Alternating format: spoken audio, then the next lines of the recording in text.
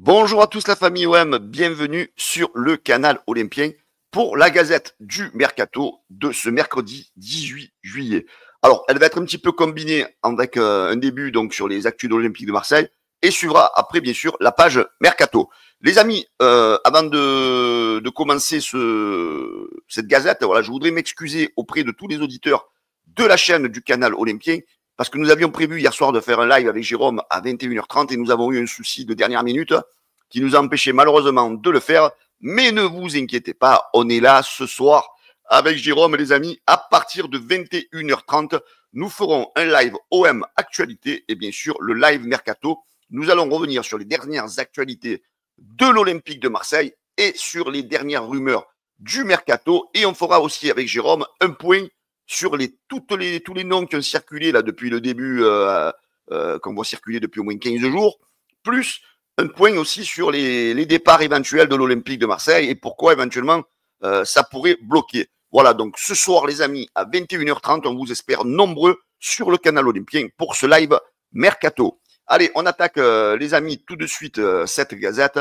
Ben, d'abord par une mauvaise nouvelle hier que nous avons appris, c'est le décès de Bernard Lacombe à l'âge de 72 ans. Voilà, un joueur qui a bercé, pour ceux qui sont comme moi, des années 60-70, notre enfance, lui qui était un grand attaquant de l'équipe de France. Voilà, on sait qu'il était fan de Lyon. Donc voilà, on va pas non plus dans ces moments-là chercher de la rivalité. Dans ces moments-là, on sait que tous les supporters se respectent. On sait qu'on aime bien se chambrer, les Lyonnais, les Parisiens, les Marseillais, toutes les autres. Mais voilà, donc nous savons vivre, nous avons quand même le respect de l'être humain. Et voilà, donc moi-même et le canal Olympien, et je pense la plupart des supporters et la majorité des supporters de l'OM, donc se joignent à moi pour envoyer des sincères condoléances à la famille de Bernard Lacombe, ses proches, ses amis. D'ailleurs, ses amis footballeurs, ses amis ont réagi hier au décès de la personne, une personne qui était beaucoup appréciée. Les anciens joueurs qui ont joué avec lui, les anciens joueurs de l'équipe de France. Jean-Michel Aulas s'est exprimé en disant que c'est comme s'il avait perdu un frère.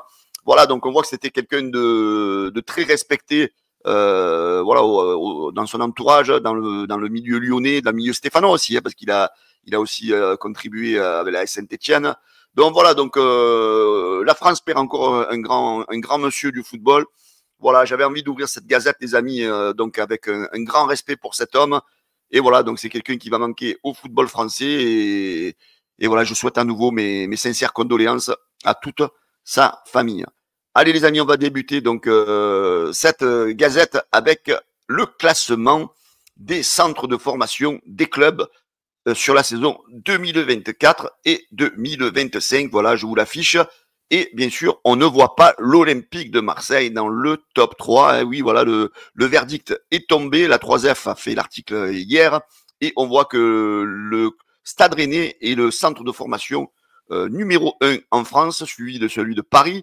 Et troisième, la S Monaco.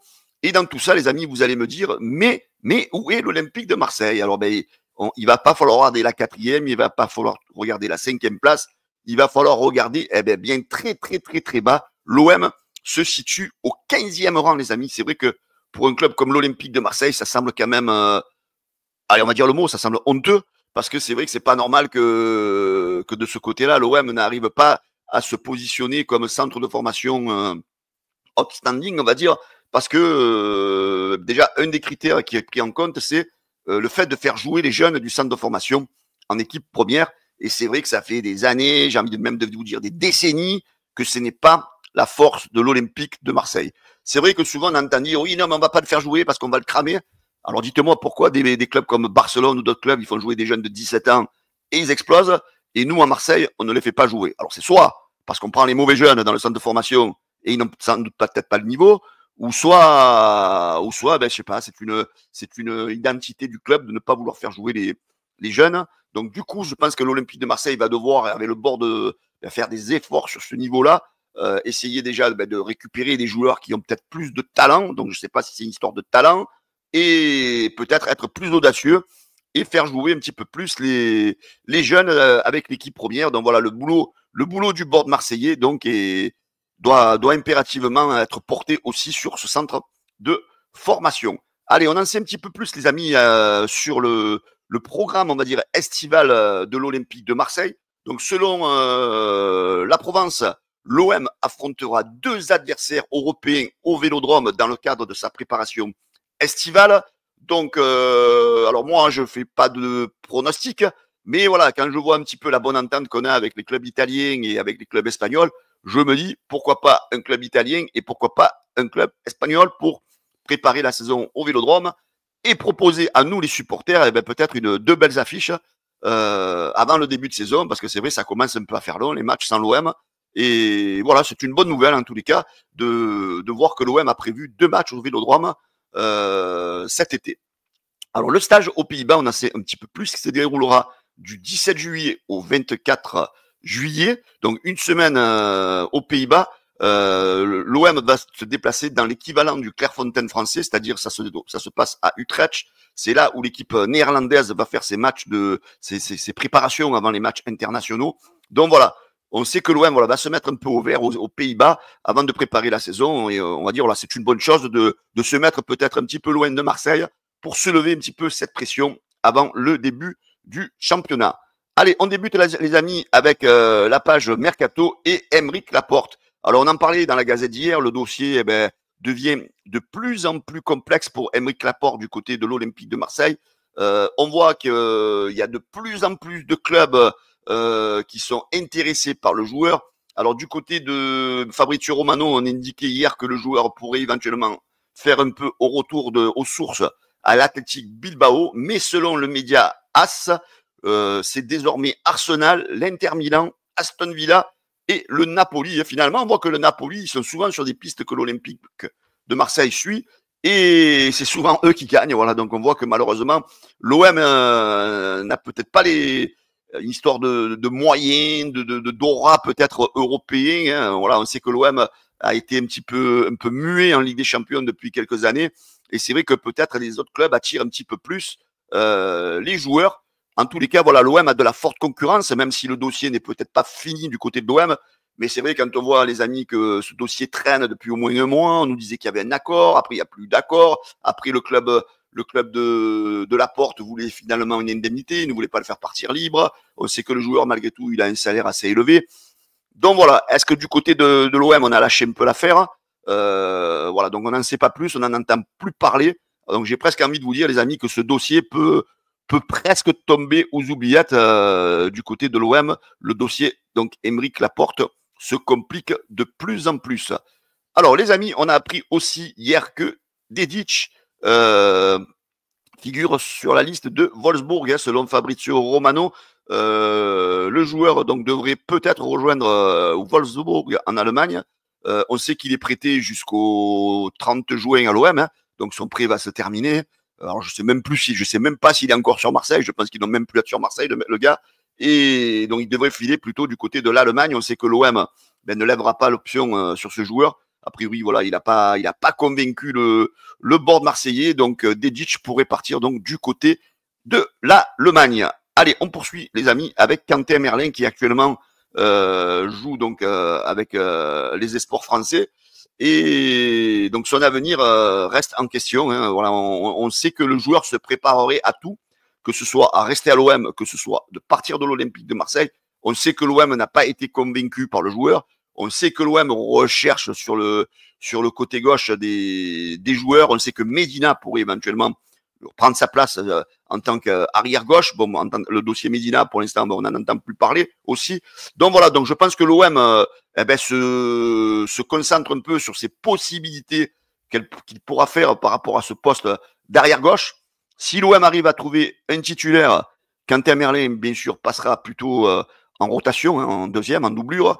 Et si l'OM arrive à trouver éventuellement 2 joueurs qui sont susceptibles de jouer sur la gauche, il serait fort probable que Quentin Merlin quitte l'Olympique de Marseille. Voilà, on en sera pareil un petit peu plus dans les prochains jours, voire prochaines semaines, parce que le mercato, comme je vous dis, il a ouvert que depuis avant-hier. Donc voilà, là, on va dire que c'est encore long. Alors justement, je voulais vous faire part un petit peu d'une phrase énigmatique, on va dire, qu'a mis hier Mehdi Benassia sur son Instagram. Vous allez me dire ce que vous en pensez. Il nous dit « Plus le combat est dur, plus la victoire est belle ». Voilà. Donc moi, j'ai presque envie de me dire que est-ce qu'il se rend pas compte que finalement le mercato est peut-être plus dur que ce qu'il était prévu?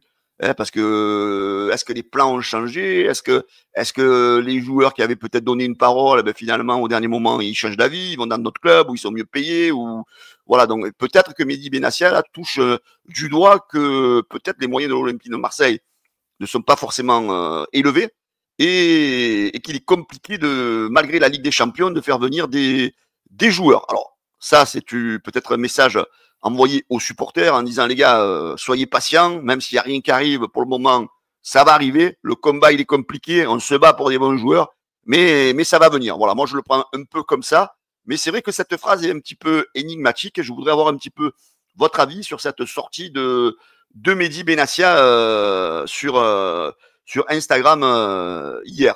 Voilà les amis, donc je vous rappelle, pour tous ceux qui n'étaient pas là au début de la Gazette, ce soir, on vous donne rendez-vous avec Jérôme à 21h30 précise sur la chaîne YouTube du canal Olympien pour le live Mercato, live Actu Olympique de Marseille. On va vous parler des dernières rumeurs, on va faire un petit peu le tour de toutes les rumeurs qu'il y a depuis le début, depuis au moins 3 semaines, tous les noms qui sont passés. On va faire un petit peu le tour des joueurs qu'il faudrait vendre et à quel problème l'Olympique de Marseille sont éventuellement confrontés pour la vente de ces joueurs. C'est ce qui peut-être bloque aussi le mercato de l'OM. Voilà les amis, cette gazette est terminée. J'espère que ça vous a plu. J'espère que vous serez encore beaucoup, comme d'habitude, à la suivre. Beaucoup à vous abonner, les amis. Vous êtes de plus en plus. On a 14 050 abonnés. Rien qu'hier dans la journée, on a pris quasiment 60 abonnés. J'espère que ça va faire pareil aujourd'hui, les amis. Likez, partagez, parlez autour de vous du canal Olympien. Et aussi, j'avais mis une annonce hier, les amis. Alors, du côté du canal Olympien, donc Jérôme fait des lives avec moi. Actuellement, Daniel n'est pas trop disponible pour participer aux émissions.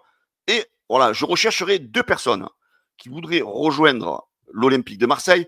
Le canal Olympien, pas l'Olympique de Marseille, excusez-moi, qui voudraient rejoindre le canal Olympien pour présenter des émissions avec nous, les amis, et parler football. Voilà, peut-être même des personnes qui sont un peu calées, qui sont un peu entraîneurs, qui sont beaucoup dans la tactique, mais surtout qui possèdent un matériel quand même adéquat pour passer sur des lives, c'est-à-dire avoir un peu de disponibilité, même si on ne fait pas des lives tous les jours, hein. Surtout avoir du matériel, un casque ou un micro, surtout avoir un ordinateur, avoir la fibre, une bonne connexion, et se débrouiller à l'oral, hein, parler et pas être trop timide, bien sûr, parce qu'il faut se montrer un peu en vidéo. Voilà. Si ça vous tente, les amis, mettez-moi un commentaire en dessous de la vidéo.